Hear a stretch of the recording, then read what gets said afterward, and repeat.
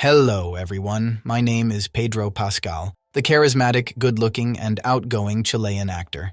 You may know me as Javier Pena, Joel, or the famous Oberyn Martell. Well, we don't have to talk about what happened to that last character. Anyway, let me take you to a deeper level of getting to know me and tell you more about my life and how long I have been suffering from anxiety. Hello, everyone, and welcome back to Masterpiece.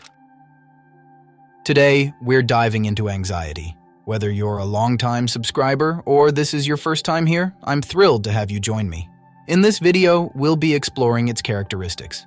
You know what's funny? Everyone sees this confident guy who plays these tough characters, but inside, my heart's doing somersaults before every interview. Sometimes I'm backstage at these premieres and my hands are just trembling. But I've learned to channel it, Anxiety it's like having an unwanted co-star in every scene of your life. During the Last of Us press tour, there were moments when I'd be sitting there, lights blazing, and my mind would just start racing. But I've found that being honest about it actually helps. Yeah, I'm nervous as hell, and that's okay.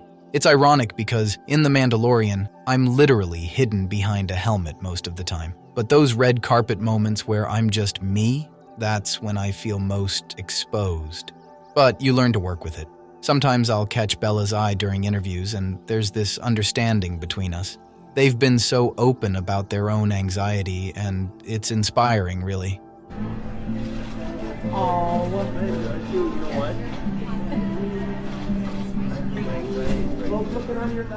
The beautiful thing is that I've discovered that the same sensitivity that feeds my anxiety also helps me connect with the characters I play.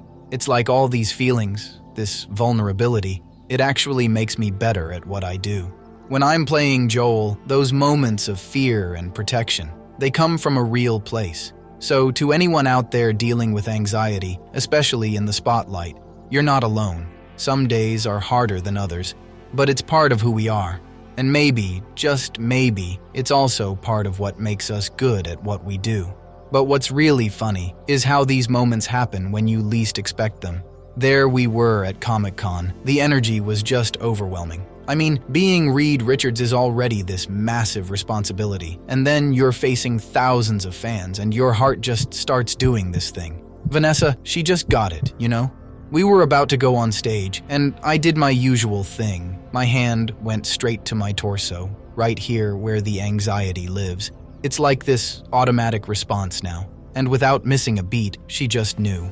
She reached over and took my hand, and it was like throwing someone a lifeline when they're drowning in their thoughts. The beautiful thing about Vanessa is that she doesn't make a big deal out of it. She has this way of grounding you without drawing attention to what's happening.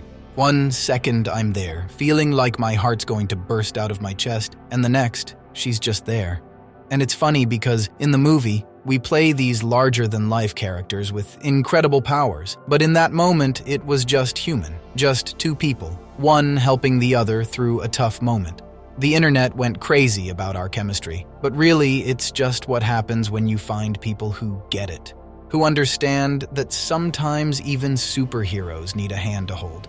Even now, talking about it, I can feel it right here. But that's the thing about anxiety. It's easier to bear when you don't have to hide it. When you have people like Vanessa who just see you, really see you, and they reach out, that's the real superpower, isn't it? Just being there for each other. It's funny how something as simple as hand placement can become your lifeline. This right here, this has become my little secret weapon, my personal shield. I remember this one reporter who gave me a teddy bear. Well, it was actually a fox at the movie premiere, and how the only thought I had running and jumping in my mind was easing my anxiety. My day couldn't have been better, thanks to this reporter and to many others who take a minute to help others. Hi, Jack. We got you a little frog. Oh, this is really for me. It's so soft. I thought you're only the best. I'm gonna keep him. Is it really mine? Of course. I love him. I needed him. Together we're soulmates. I saw it. Emotional support, Teddy. I discovered this during one of my first major red carpet events. My heart was racing, my thoughts were spinning, and instinctively, my hand just found its way here. It is like giving yourself a hug when you need it most. And over time, I've learned that it's not just about the physical gesture, it's about acknowledging what you're feeling. Let me share what works for me. First, I've learned to embrace the anxiety rather than fight it. Imagine having a nervous friend who's always tagging along. Instead of trying to kick them out, you learn to walk with them. Sometimes, before a big scene or interview, I'll actually talk to my anxiety. Hey, I see you there, and it's okay that you're here. The second tip is breathing, but not just any breathing. When my hand is here on my chest, I focus on feeling my heartbeat and matching my breath to it. Slow, steady. It's grounding. Sometimes during interviews, you might catch me doing this subtly. It's like having a secret superpower. No one knows you're actually centering yourself. And here's something I really want to normalize. Talk about it. When I started being open about my anxiety, something magical happened. People like Vanessa and Bella understood. They helped, and fans started sharing their own stories. It created this beautiful circle of understanding. Last tip?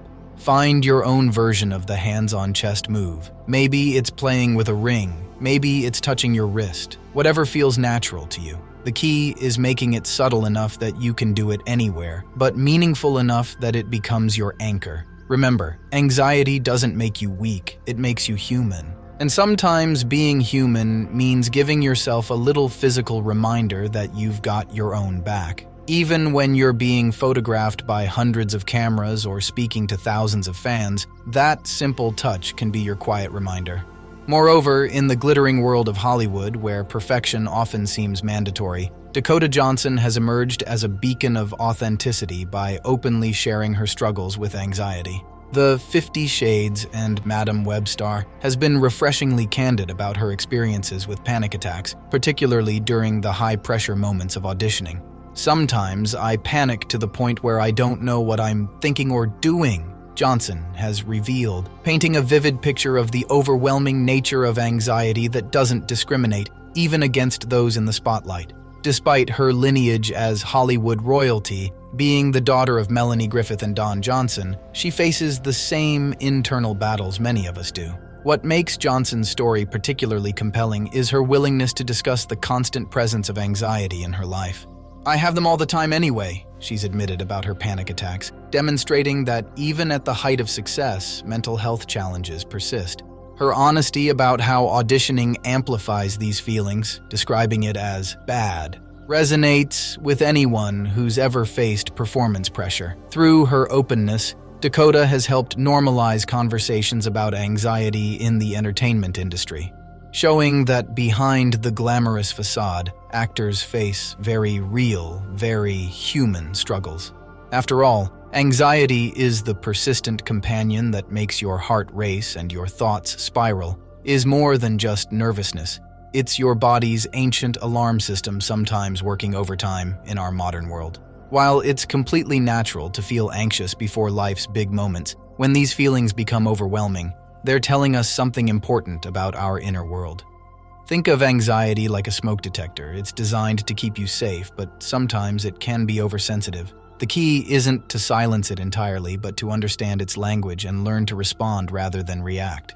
When your heart starts racing, your palms get sweaty, and your mind begins its familiar dance of what-ifs, remember, you're not alone in this experience. The 5-4-3-2-1 grounding technique. Name 5 things you can see, 4 you can touch, 3 you can hear, 2 you can smell, and 1 you can taste. This helps anchor you in the present moment. Remember, managing anxiety is a journey, not a destination. Some days will be easier than others, and that's perfectly okay. The goal isn't to eliminate anxiety completely, it's to build a healthier relationship with it. And there you have it. I hope you found this video helpful and learned something new. If you did, please give it a thumbs up and consider subscribing for more content like this. Don't forget to hit that notification bell to stay updated. If you have any questions or topics you'd like me to cover next, make sure to drop them in the comments below. Thanks for watching, and I'll see you in the next one.